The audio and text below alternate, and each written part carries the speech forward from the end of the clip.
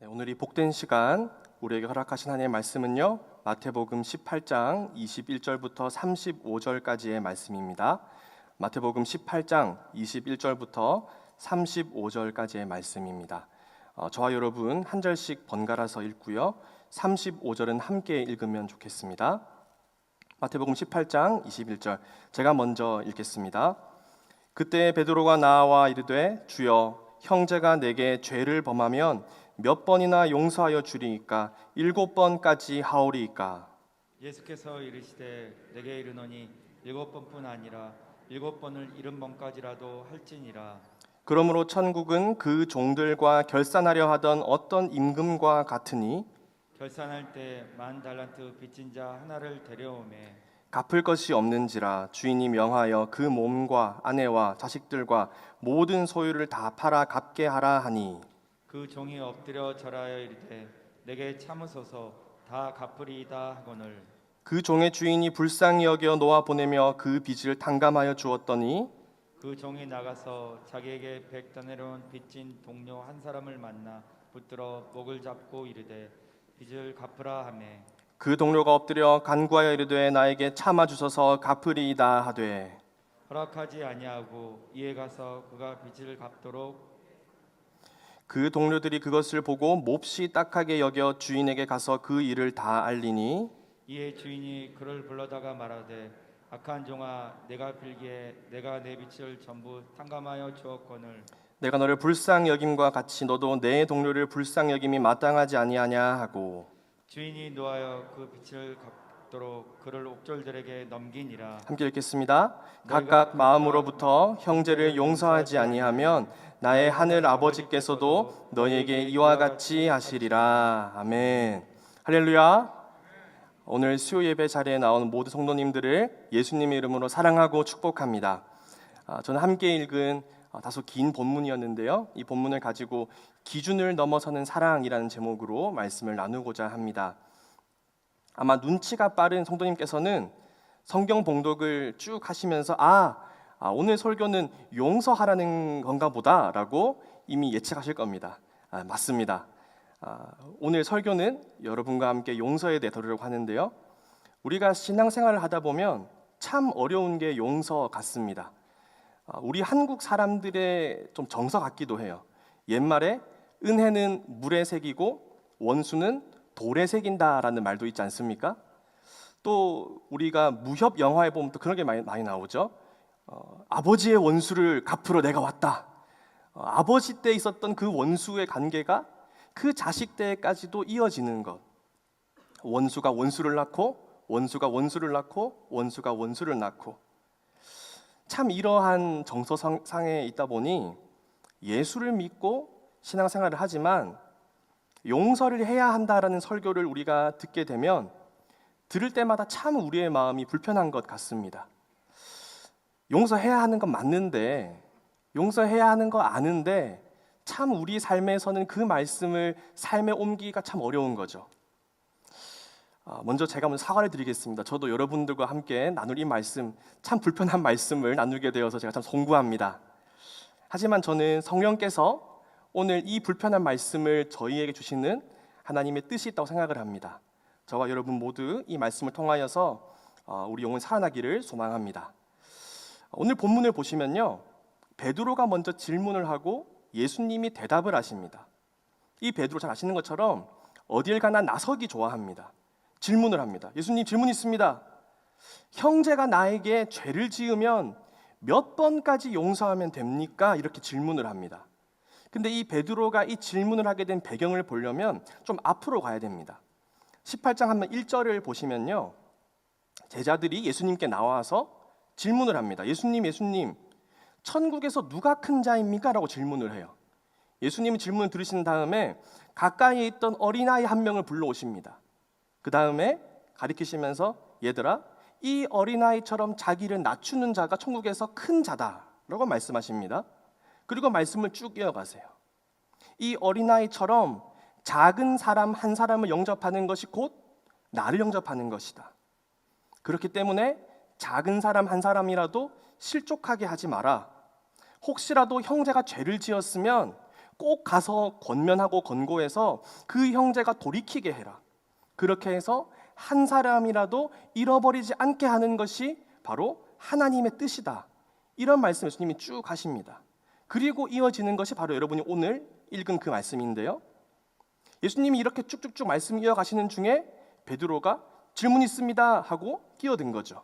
우리 21절 말씀 한번 다시 읽어볼까요? 21절입니다. 함께 읽습니다. 시작. 그때 베드로가 나와 이르되 주여 형제가 내게 죄를 범하면 몇 번이나 용서하여 주리이까 7번까지 하오리이까. 아멘.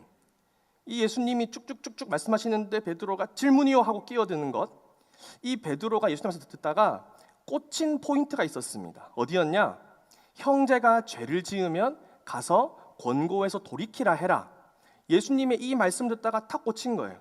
아니 예수님, 그러면 가서 권고해서 형제를 돌이키게 하라고 하시는 거면 몇 번까지 용서해 주어야 됩니까? 라는 이 질문이 생긴 거죠. 이 당시 유대교 전통에서는 랍비들이 3번까지 용서하는 것은 참 잘하는 거다, 이렇게 말했다고 합니다. 3번의 용서의 기회가 주어지는 것이죠. 이 베드로는 이러한 유대교 전통을 잘 알았을 것입니다. 그러한 가운데 예수님께 물은 거죠. 예수님, 예수님의 기준에서는 몇 번까지 형제가 잘못해도 용서를 해야 됩니까? 7번이면 됩니까? 하고 묻습니다. 이 7번이면 기존의 전통이었던 3번보다 2배 이상 많은 횟수죠. 스스로 질문을 하고 또 답을 하는 베드로. 내심 아마 예수님도 한 7번 정도면 됐다, 그 정도면 충분하다, 그런 마음이지 않을까 하고 7번이면 됩니까? 하고 물었을 것 같습니다. 그런데 7번이면 됩니까? 라고 이렇게 말한 베드로의 이 대답에 대해서 예수님이 또 답을 하십니다. 우리 22절 말씀인데요, 함께 읽어볼까요? 시작. 예수께서 이르시되 내게 이르노니 7번뿐 아니라 7번을 70번까지라도 할지니라. 아멘. 예수님 뭐라 하십니까? 7번? 그래, 나쁘진 않아. 근데 용서를 할 거면 7번을 70번까지도 해라 라고 말씀하십니다. 우리 7번을 70번 몇 번입니까? 490번이죠. 근데 예수님의 말씀은 이 490이라는 횟수는 487, 488, 489 다음 있는 490이 아니라 네가 생각하는 그 횟수, 베드로야, 네가 생각하는 그 최대치보다 더 훨씬 더 많이 하는 것이 나의 뜻이다. 네가 생각하는 그 용서의 한계치, 용서의 최대치보다 더 많이 하는 것이 바로 나이가 생각하는 바로 용서다. 이렇게 말씀을 하시는 것입니다. 그리고 예수님께서는 베드로의 이해를 돕기 위해서 비유를 말씀하십니다. 23절부터 34절까지 비유를 말씀하시고 35절에서는 형제를 용서해야 하늘 아버지도 너희를 용서하신다, 이렇게 말씀 정리하십니다. 저는 오늘 여러분과 함께요, 예수님이 말씀하신 이 비유에 대해서 함께 살펴보고자 합니다. 이 비유, 예수님은 늘 비유를 잘 드시는데요, 오늘 이 비유에서는 천국은 마치 하면서 시작하십니다. 천국은 마치 종들과 결산하려던 어떤 임금과 같다라고 하시면서 이야기를 풀어가십니다. 주인공이 둘이죠. 어떤 나라의 임금과 종, 이 주인공이 나오고 있습니다. 한 해가 마무리되어서 이제 결산할 때가 되면 임금이 종을 부릅니다. 이 종을 지방 관리라고 보기도 하는데요, 하여튼 이 종을 부릅니다. 관리를 불러서 너 맡겨진 구역에서 한 해 동안 세금 걷어들였지? 거기서 내 몫만큼 내놔라고 왕이 요구를 하는 거죠. 이 지방에서 지방 관리는 한 해 동안 열심히 자기 속한 그 지역인 사람들에게 세금을 다 거둔 다음에 일정한 몫만큼을 연말에 왕에게 바쳐야 됐습니다. 근데 얼마나 바쳐야 됐냐? 10,000달란트라고 합니다. 10,000달란트. 찾아보니까요, 한 달란트는 6,000데나리온이었고요, 한 데나리온은 노동자가 하루치 일한 일당이었다고 합니다. 제가 한번 보니까요, 2022년 최저시급 9,160원으로 제가 두들겨 보니까요, 이 1만 달란트 얼마큼 되는 돈이냐? 4조 3,968억이 나오더라고요. 다들 4조는 뭐 큰 돈도 아닙니까?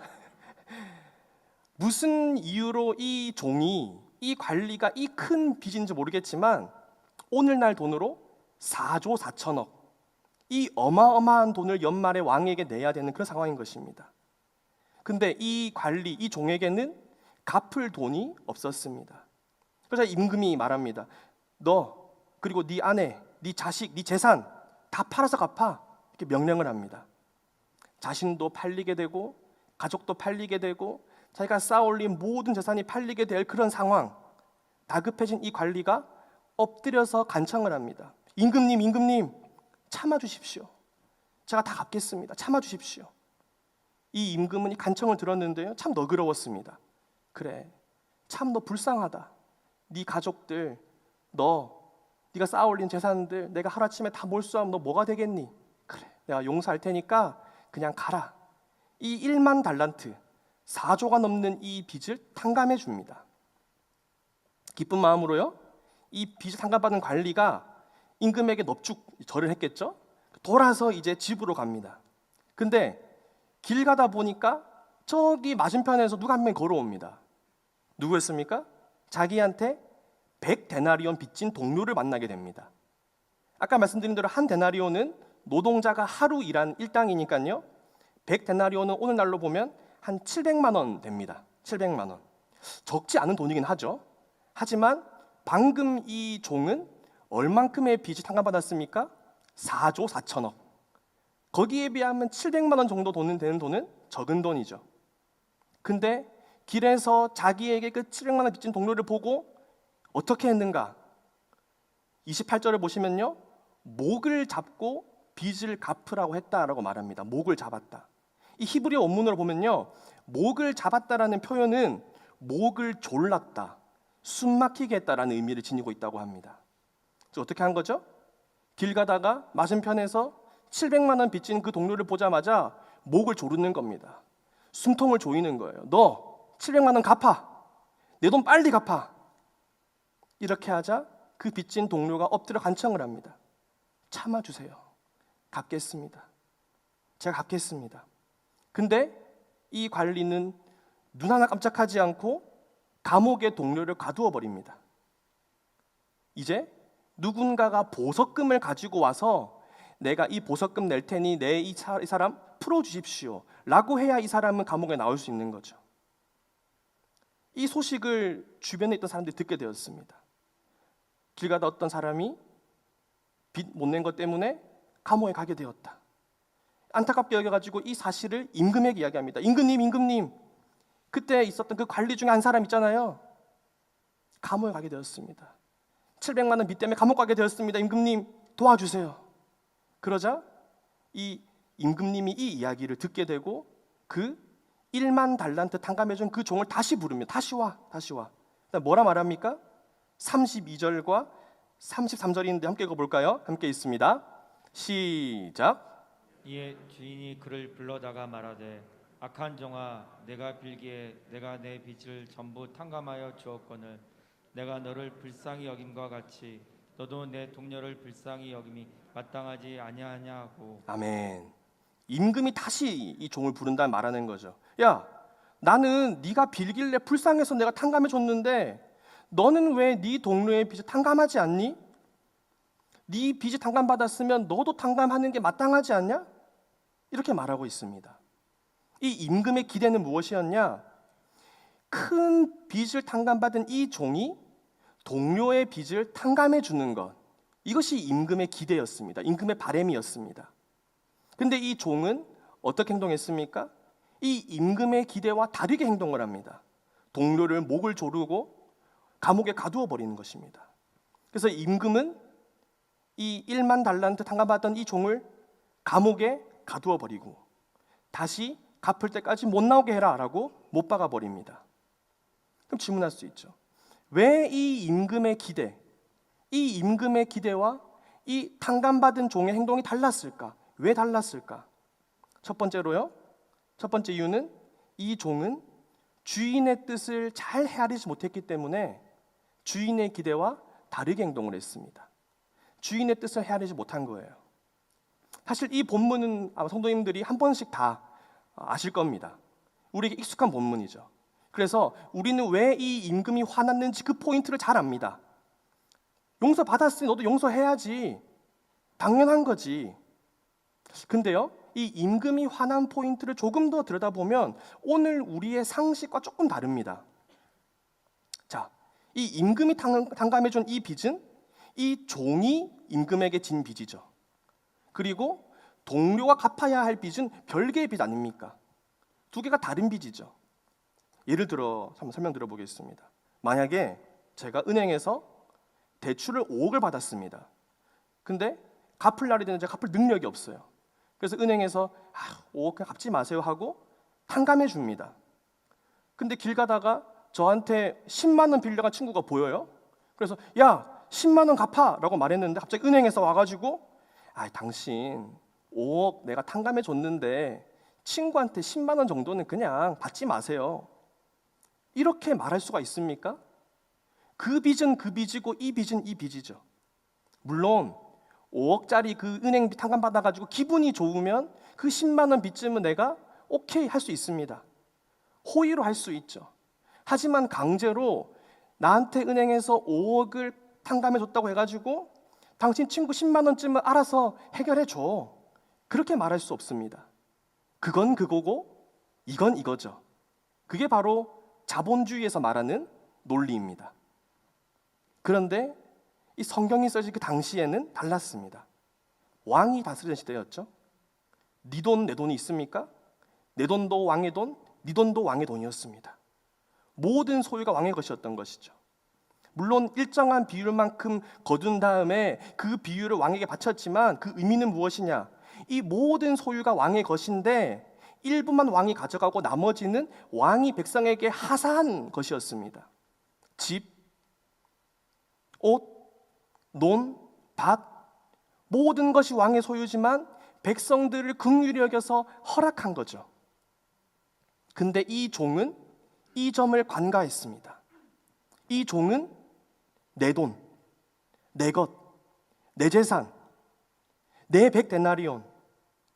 그래서 생각하니까 이 1만 달란트라는 빚을 탕감받고도 내 돈 100데나리온 받겠다고 그렇게 목을 조른 것이죠.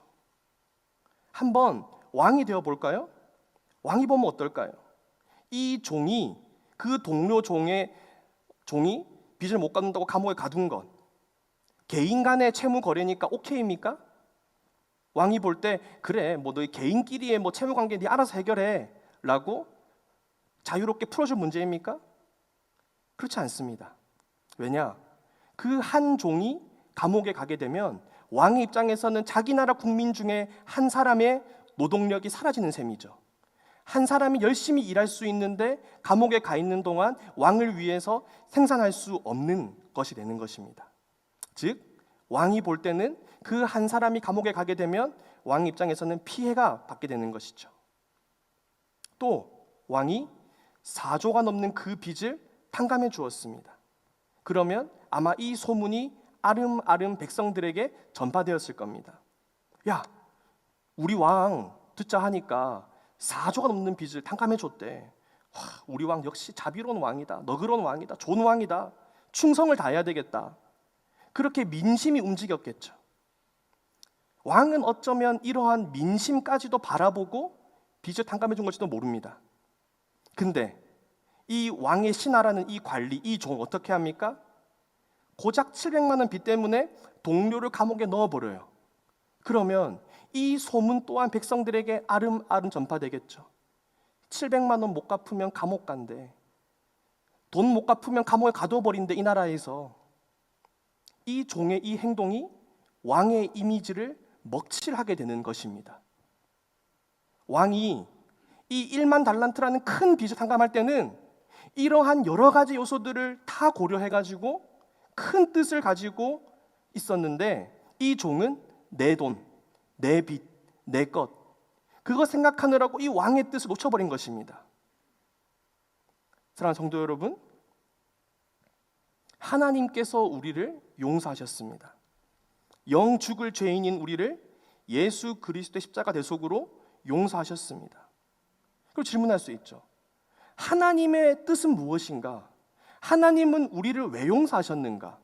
하나님은 왜 우리에게 그 큰 죄가 있는데 그걸 탕감하셨는가? 그저 나 하나 구원받고 나 하나 이 땅에 잘 살고 나 천국 가고 내 것, 나 하나 때문에 하나님께서는 이 구원을 베푸신 것인가? 그렇지 않습니다. 우리 말라기 읽어볼까요? 우리 말라기 1장 11절 말씀입니다. 함께 읽겠습니다. 시작. 만군의 여호와가 이르노라. 해 뜨는 곳에서부터 해 지는 곳까지의 이방 민족 중에서 내 이름이 크게 될 것이라. 각처에서 내 이름을 위하여 분향하며 깨끗한 제물을 드리니 이는 내 이름이 이방 민족 중에서 크게 될 것임이니라. 아멘. 하나님이 왜 구원을 베푸셨는가? 하나님의 뜻은 무엇이었나? 바로 하나님의 이름이 온 세계와 열방 가운데 크게 되는 것, 드러나는 것, 높임 받는 것, 그것이 하나님의 뜻이기 때문에 우리 한 명 한 명을 구원하신 것입니다. 근데 오늘 어떻습니까? 하나님의 자녀가 된 우리, 하나님께 용서받은 우리, 영 죽을 죄인이었다가 그 큰 빚을 탕감받은 그 우리는 이 하나님의 뜻을 이루어 드리고 있습니까? 하나님의 이름이 열방 가운데 높임 받고 있습니까? 만약에 우리가 오늘 본문에 나오는 이 인색한 종처럼 나만 구원받고 나만 잘 살고 나에게 빚진 사람을 용서하지 않는다면 임금의 뜻을 무시해버리고 임금의 이름에 먹칠한 것처럼 하나님의 이름에도 먹칠을 하게 되는 것 아닐까요? 하나님의 이름이 크게 되는 것에 방해물, 장애물이 되는 것이죠. 바라기는 저와 여러분 한 사람 한 사람이요 하나님의 이름을 크게 높이는 통로가 되기를 소망합니다.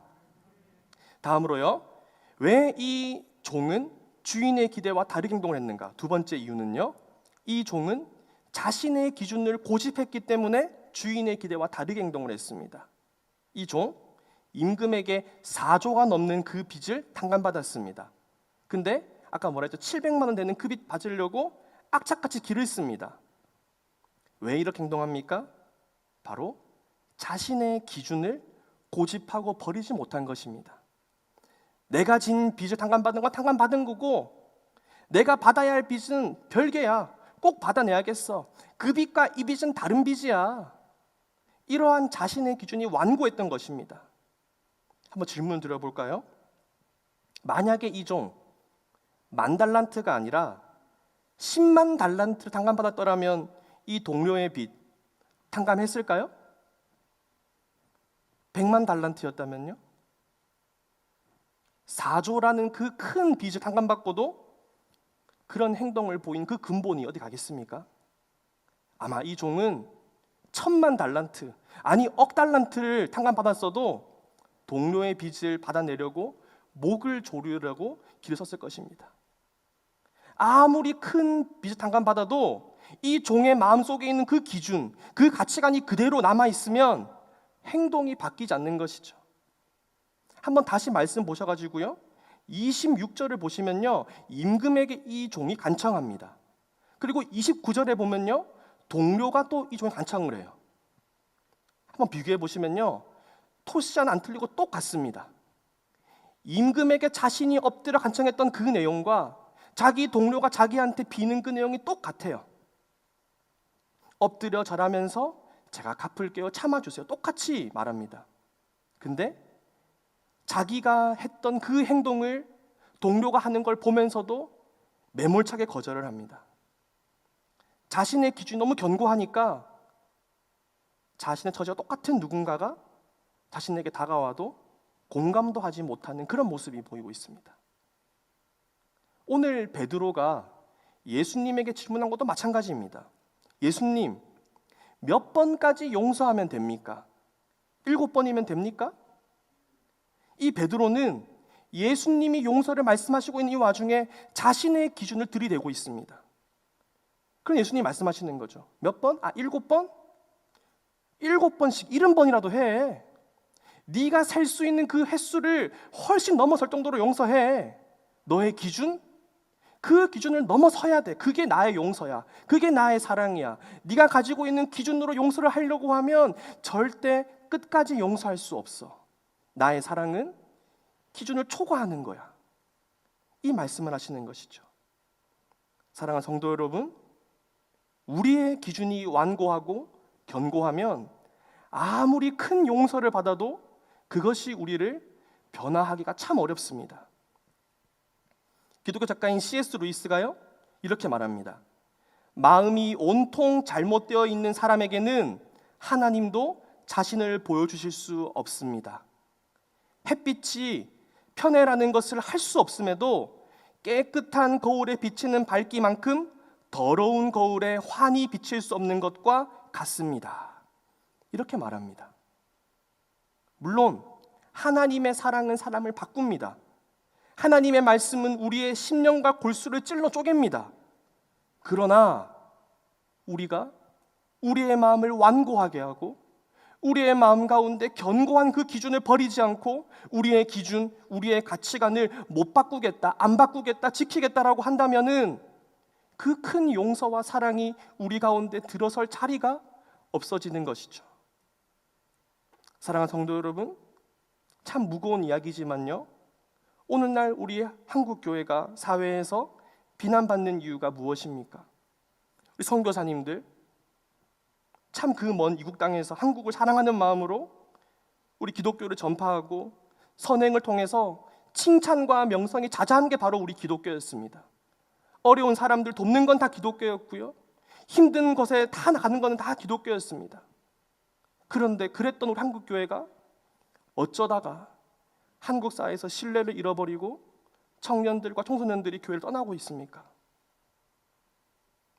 예수를 믿지만, 교회를 열심히 섬기지만 그 기준과 그 가치관이 여전히 완고한 명목상 그리스도인, 종교인들이 세상 가운데 실망을 끼친 탓 아니겠습니까?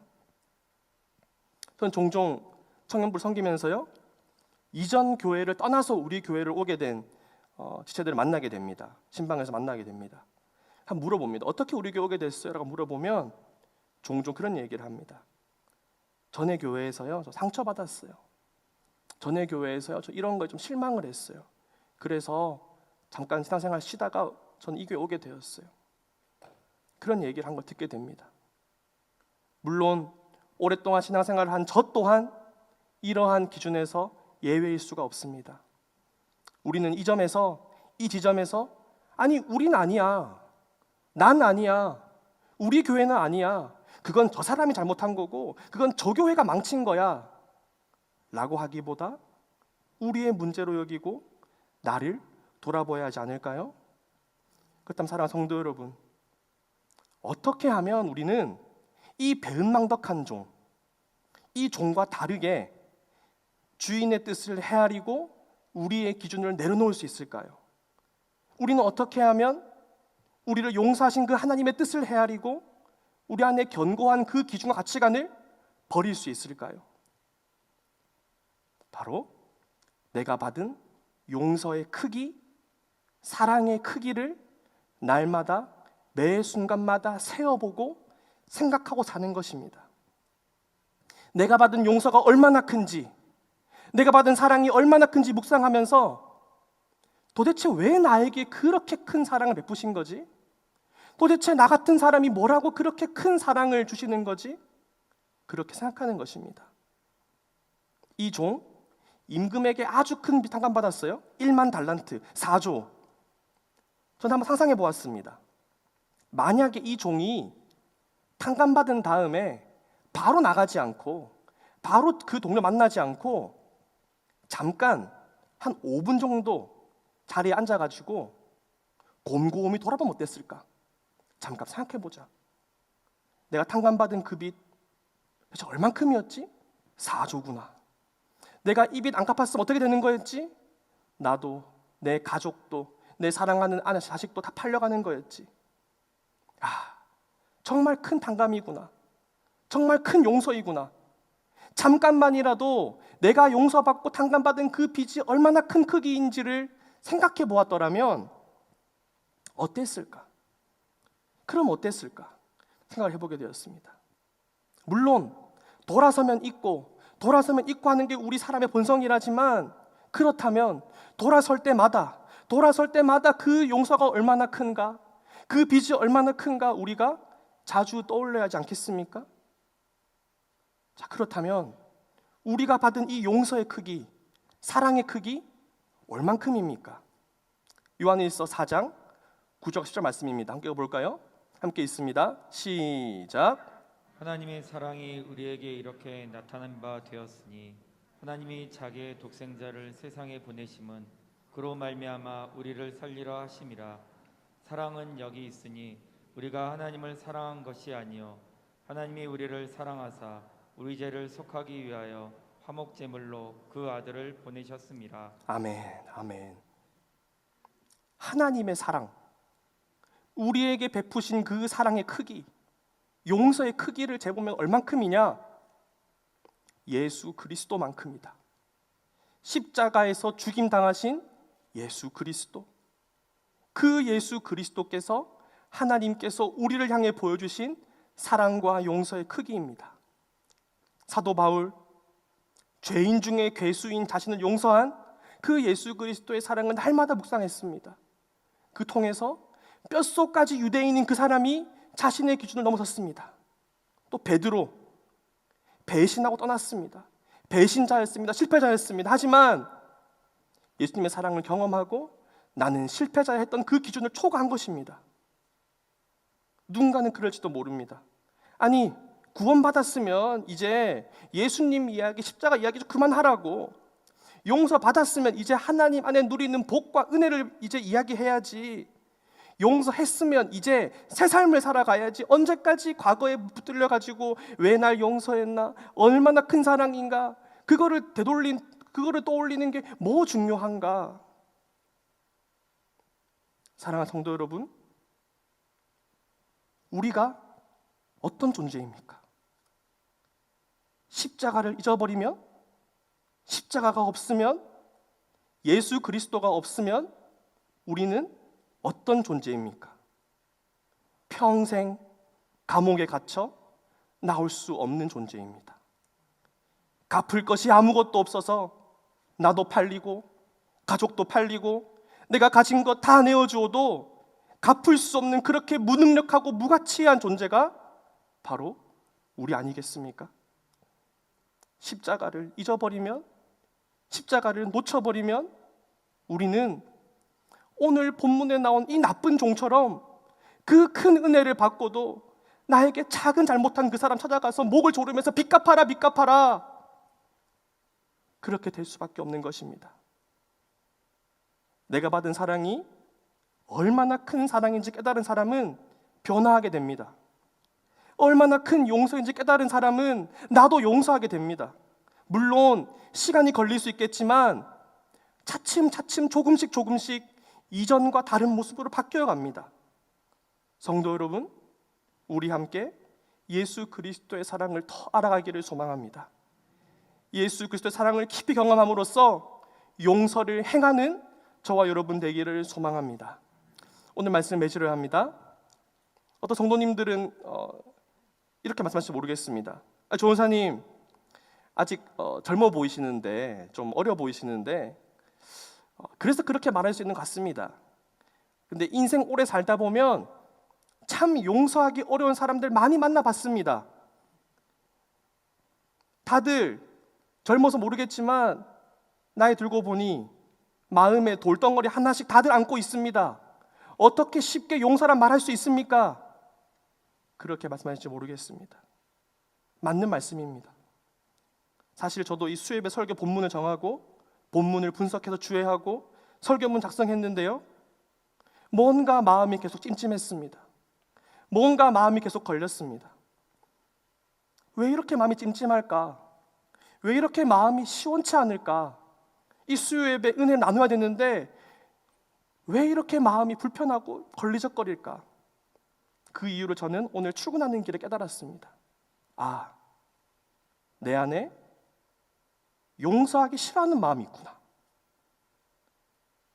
내 안에 용서하기 싫어하는 마음이 있구나.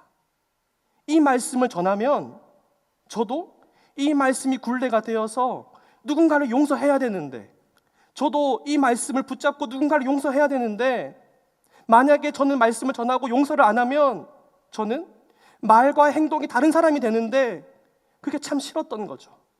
부담스러웠던 것입니다.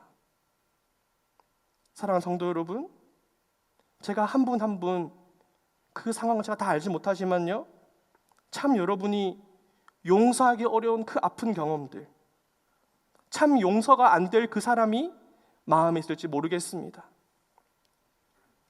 그런데요, 하나님에게도 참 용서가 안 되는 한 사람이 있었습니다. 도저히 하나님이 용서가 안 돼서 눈 뜨고 볼 수 없는 사람이 있었습니다. 바로 누구입니까? 나입니다. 교만, 시기, 질투, 미워함, 다툼, 수많은 부패함이 가득한 나. 이런 나를 하나님이 용서하는 게 얼마나 어려웠겠습니까? 마치 4조가 넘는 그 빚 탕감하는 것처럼 얼마나 어려웠겠습니까? 근데 하나님께서는 예수 그리스도를 통해서 단번에 그 빚을 탕감하셨습니다. 죄를 지으면 지옥 가야 한다, 죄를 지으면 사망해야 된다 하는 그 기준을 넘어서 우리를 사랑하신 분이 예수님 아닙니까? 우리가 바로 그 기준을 넘는 사랑을 받았다면 이제 그 기준을 넘는 사랑을 흘려보낼 때가 되었습니다. 바라기는요, 저와 사랑하는 성도님들, 우리 용인제일교회 모든 성도님들이 사랑을 경험하고 사랑을 나누길 소망합니다.